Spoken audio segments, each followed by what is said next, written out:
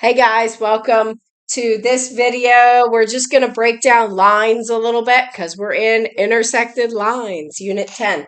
So I just wanted to very briefly, for anyone who maybe remembers it or maybe doesn't from the algebra days of how do we graph a line, we're just going to talk about it real quick so you can see what's happening in these progressions. So here's your coordinate plane. X and Y, okay? And then, my guy's getting a little fussy, so this video will be short. But if we have 2 points, we can make a line. It takes 2 points to make a line. So let's make it simple. Let's pick this point. We'll have it cross through here, and maybe we'll go up here, okay? So, and then we make this line. Hopefully this is straight, but he's wiggling. So we have a line, okay? So what are the coordinates of this point? We count 1, 2, and then we count up 1, 2. So this is the point 2, 2. Then we have this point. This point, we didn't go anywhere in the x direction. So the x coordinate is going to be 0.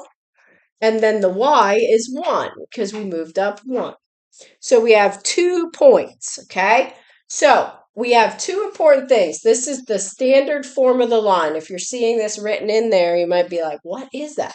Y equals mx plus b, okay? So as you get further and further into algebra and higher levels of math, these equations, y is what we call the dependent variable, x is what we call the independent variable. X is it's kind of like a number machine. If you saw my video on functions, you throw numbers in for X and out comes Y. Throw a number in for X, out comes Y. So these are variables. These are going to stay that way. Y and X are going to stay as they are, and we're not going to be changing them in this formula. But this is the slope of the line. Whatever that line is we're talking about, this is what we call the slope. This is what we call the y-intercept. I'm going to just abbreviate it, y-int, this b value. That's where it crosses y. So when we're going to write the equation of a line, we have to be able to look at this and say, what is the slope and what is the y-intercept? So just looking at the graph, I can say, oh, look, there's my y-intercept. It crosses right through there. So that would mean my b value for this formula is equal to 1. It is whatever that value of y is when it crosses through. My slope is defined as, we're just going to keep it basic right now, and then I'll show you the math formula in a second. Okay, my slope is what we would call the rise over the run.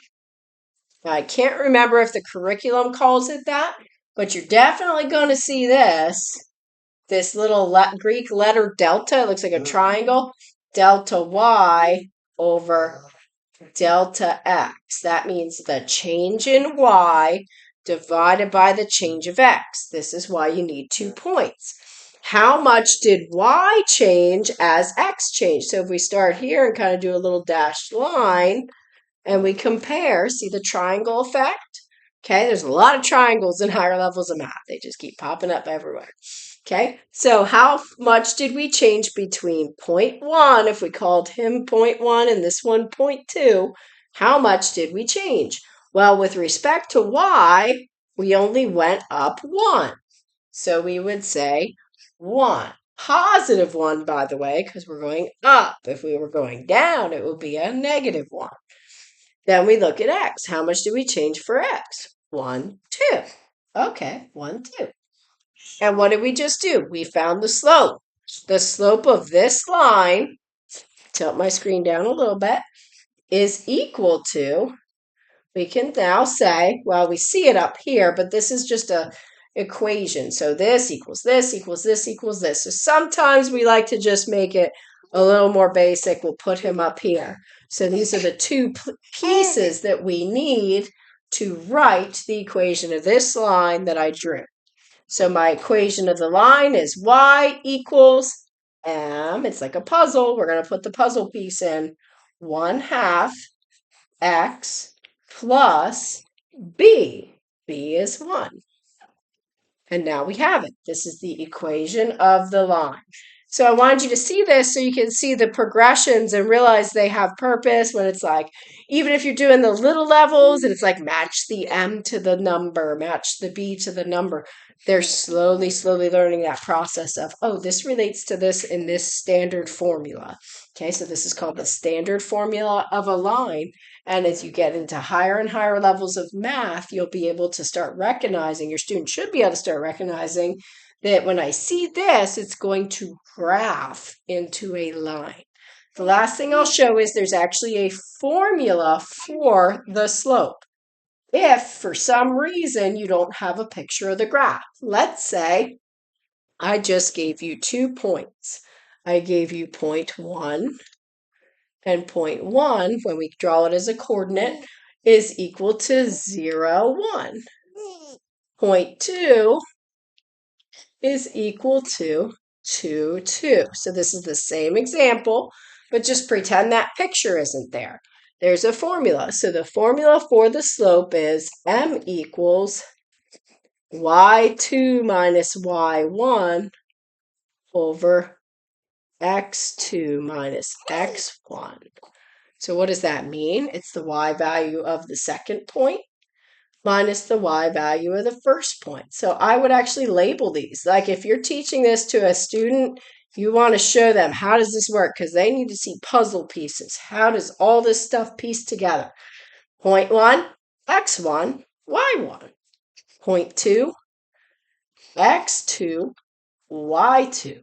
These are all your puzzle pieces you need in that formula to find the slope of the line. So if you don't have a picture, you have to have 2 points so you can figure out the slope. So we plug it into the formula now. So we go here, y2, so we find our y2. Oh, it's 2. And this is what kids love to do. They love mixing and matching and figuring out puzzles, so relate it back to that all the time. Then we have y2 minus y1. What was y1? y1 is 1. 2 minus 1. Now divided by x2 minus x1. So we look here. Here's my x2. It's a 2. Then here's my x1. So we're going to do minus 0. Now we have to solve. We're going to solve the top and the bottom first. So I get 1 over 2. And in this case, I don't have any further simplification. But you can see this came out the same as this because we found our slope to be 1/2. So mathematically, that's how it's done. And hopefully you can see how that's relating into all these problem sets. So I hope you enjoyed this video, and I hope it shows you just a little bit of what we're working towards. Again, your student, even at 7th grade, shouldn't necessarily understand all of this. It's not even teaching it in full scale. It's giving you bits and pieces. But as they approach algebra and higher levels of math, this is foundational to everything, even in calculus. This is all a basic foundation of how we deal with functions on graphs and what calculus even is all about. So have fun with it, enjoy, and thank you for tuning in. Have a great day.